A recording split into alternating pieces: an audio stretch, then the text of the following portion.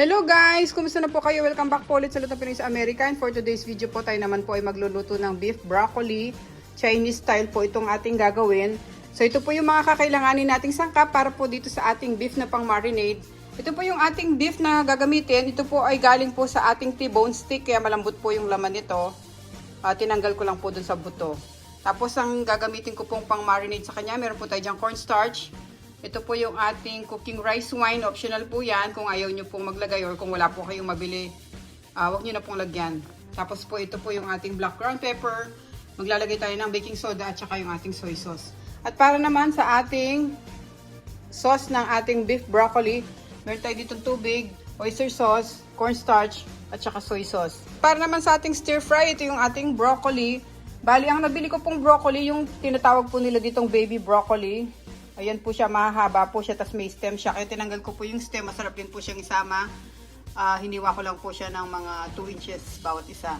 Tapos meron po tayo ditong sesame oil, sesame seeds, black ground pepper, yung ating sibuyas, bawang, magdi-drizzle tayo ng konting luya. Gagamitan na lang po natin siya ng shredder. At saka po yung ating cooking oil.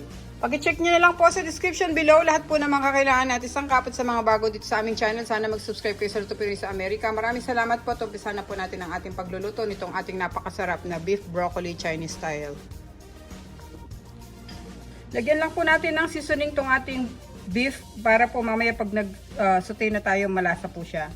So ilagay po natin yung ating soy sauce.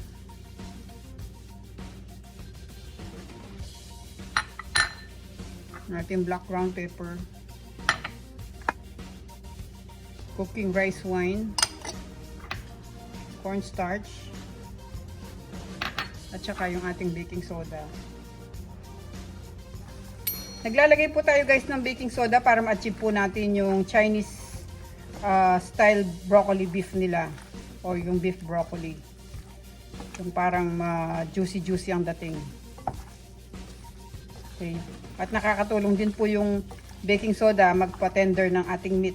Although, T-bone steak naman po itong gamit natin.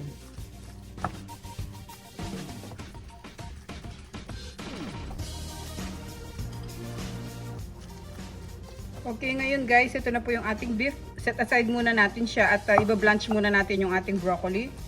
Pakulo tayo ng tubig sa pot.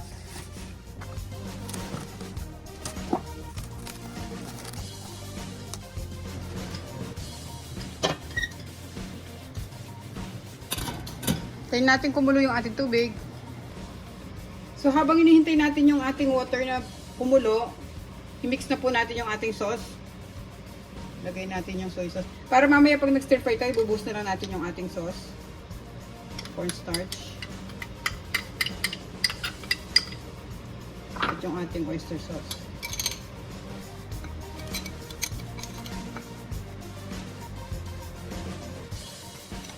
Ito na guys yung ating sauce. Hintayin lang natin kumulo yung tubig para i-blanch natin yung ating mga gulay. Ngayon guys, kumukulo na yung tubig natin. Unahin natin nilagay itong mga stem.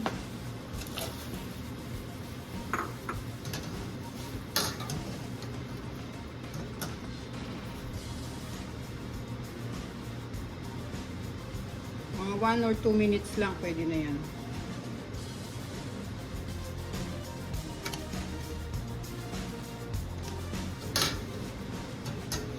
Hungungin na natin.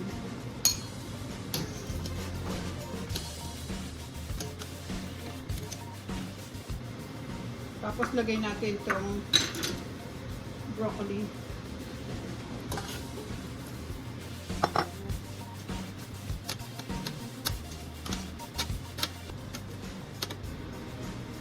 Para hindi sila agad malamog mamaya pagka niluto na natin.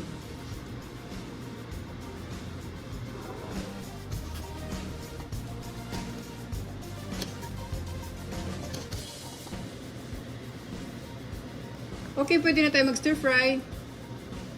Okay guys, nagpainit na ako dito ng ating kawali. Mainit na siya. Lagyan natin yung ating mantika. Lagay lang tayo ng konting sesame oil para mabango yung ating beef broccoli.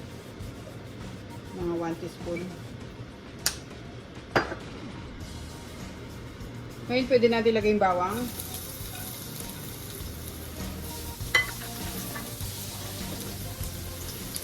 Yung ating sibuyas.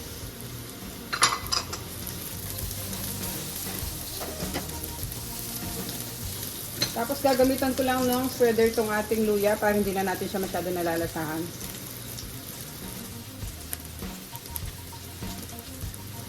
Yan, pwede na yan.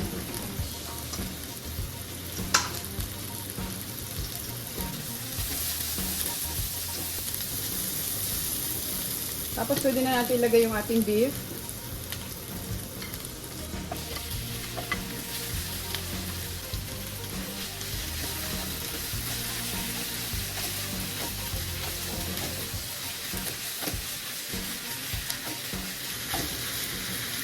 Hintayin lang natin ma-sear tong ating beef bago natin sunod yung ibang sangkap.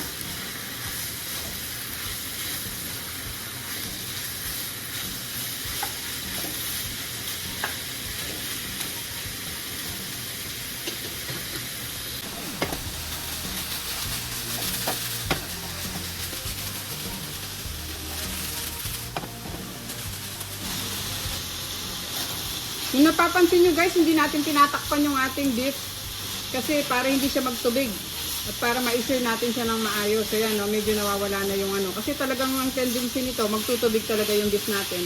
Pero matutuyo rin siya sa kakahalo natin. Yan. Ngayon, pwede na yung beef natin. Pwede na natin ilagay yung ating mga gulay.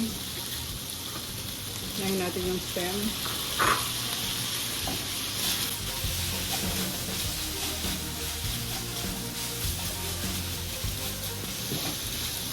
Ngayon, sunod na natin yung ating broccoli.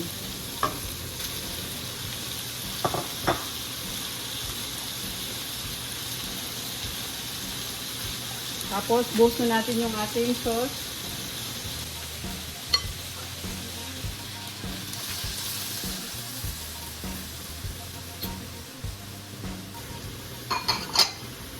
Lagyan pa natin siya ng konting black ground pepper. Haluin natin.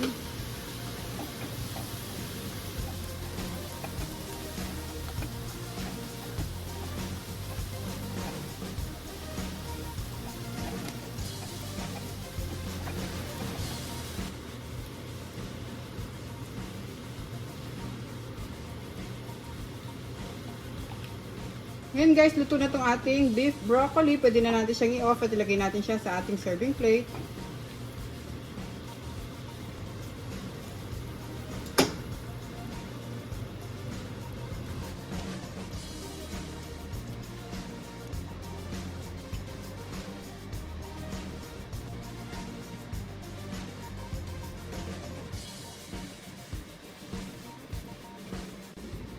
Okay guys, ito na po ang ating recipe ng napakasarap na beef broccoli. Maraming salamat po ulit sa panonood. Sana po nagustuhan niyo yung recipe natin for today. And sana po pakicheck niyo yung other videos namin. At huwag niyo pong kalimutang mag-subscribe sa Lutong Pinoy sa Amerika. Thank you so much guys. Ingat po tayong lahat. God bless po. Ito na po ang ating recipe ng beef broccoli. Salamat po.